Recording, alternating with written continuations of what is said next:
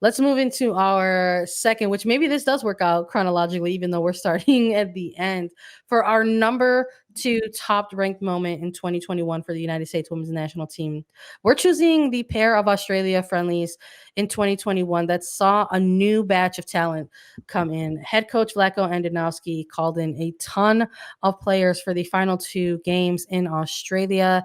The average age of the roster was 25.6 years. It was 30.8 in Tokyo. There were 5 uncapped players, a ton, at least a dozen or so players who had less than 10 caps on this roster as well. So it was a really exciting moment. I mean, I remember when this roster for the training camp dropped, we did an episode on it. We did reactions on it. And we were constantly talking about it leading up to the games when we were doing the live recaps.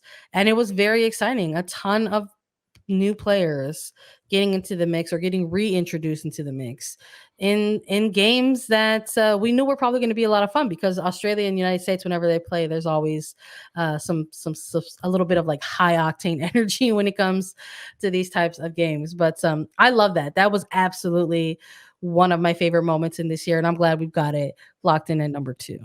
It has to be number 2, and it's not just a single game or a single moment, because it does span from when the roster was announced for these two friendlies in Australia, and seeing the names, and then actually watching the two friendlies that happened in Australia and watching these young players get time and make big impacts.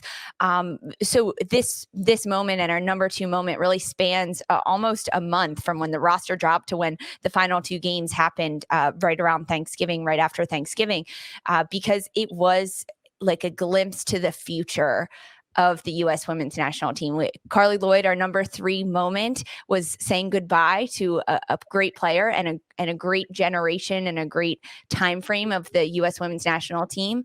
And now it's looking ahead and saying hello to what could be a very, very bright future for this U.S. women's national team. And Sandra, you mentioned it, just really a young roster, average age of 25.6, which is crazy. 2 goalkeepers that had 0 caps, which is really fun to see and fun to look at. And they did get time. Bella Bixby, Casey Murphy. We saw Casey Murphy playing in these 2 friendlies that back to back. She got the starts for both games. She had a tremendous time. So she entered November and really 2021 with 0 caps for the national team. And she ends the 2021 year with 2 caps and really a good record under her belt as a goalkeeper to get time.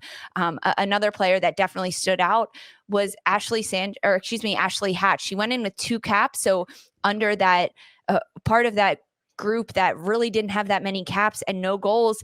And we saw her score a goal in the first 30 so seconds of she made a record. She went out there and got record for 3rd fastest goal in U.S. soccer history. It's like, okay, congrats on earning a cap, earning a start, getting a goal, scoring your first international goal abroad, and doing it while also setting a record. It's very, very impressive. It is very impressive. And those are just some of the players that we saw make these impacts. And then I also think part of this is really seeing a player like Lindsay Herrera step into that huge captain leadership role, because we didn't see Becky Sauerbrunn, one of the other biggest veterans on this roster, get too many minutes. And that's good almost, because it gave a chance for other players to step up and be those leaders. We saw a different back line.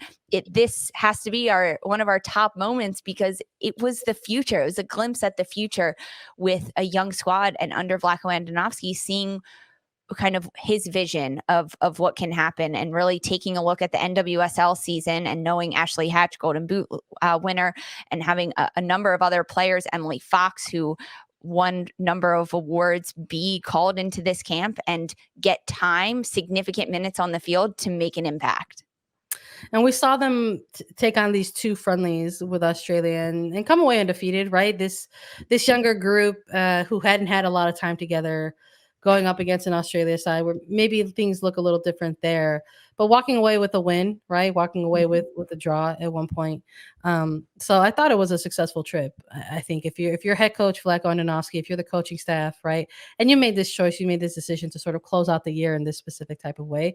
I thought it was a really smart move when you're looking ahead to something like January and the January camps potentially coming up with some of these players possibly being a part of that larger January camp roster. So I liked seeing all of these things and these new looks that we got to see, which included some things positionally, right? Because one of the other Mhm. things that we were super hyped on was that when this roster dropped, it had somebody like Margaret Purse reintroduced to these camps, but she was listed as a forward. So it was all these little things in Yep. between that we were like picking out and picking and choosing. We're and there was so many. It was like, oh, we're excited about this, we're excited about that, we like this, we like that, and that was one of those things as well. And Purse equal to Hatch, right? Sort of having really impressive games in that front line over the course of these two matches, and I hope we get to see more of that. I think it's hard to say that like two matches, right, are going to solidify anything for anyone Mhm. on this type of team moving forward.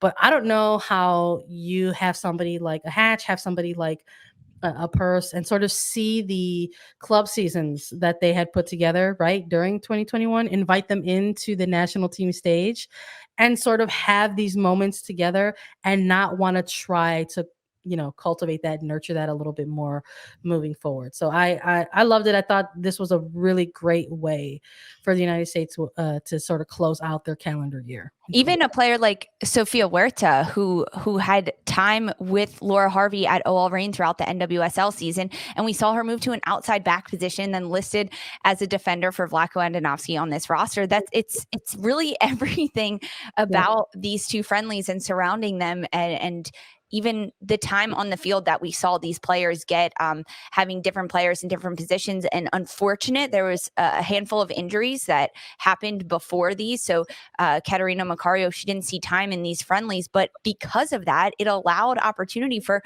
other players to get in there. And that's probably one of the reasons Ashley Hatch did so well, is because she took Yeah. the moment that was given to her. So although we could have seen maybe Kat Macario playing a striker, a number Yeah. nine, this We which were would have been denied that. pretty That was a great.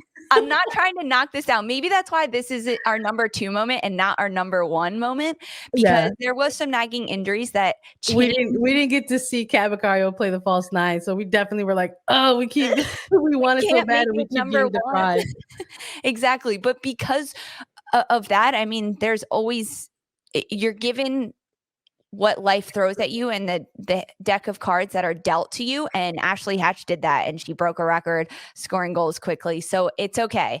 Give and take a little Yeah. bit here. And There it's so funny though because Cavacario is absolutely one of those players that got brought in because she's like considered part of this next gen, Yeah. right, era of the United States Women's National Team, but just had a knock at the wrong time. But I'm sure we'll see her involved a lot more in the future with these camps. I mean, she's a player that this system has, the program has really and sort of invested in. So I wouldn't be shocked if she's gonna continue on and get some more looks at that level. But these were fun. I think if people are looking for like New Year's Eve, New Year's Day, like lounging around type of highlights to watch, maybe you just want to throw on these games and they'll be fun to take a look at the highlights from these two matches.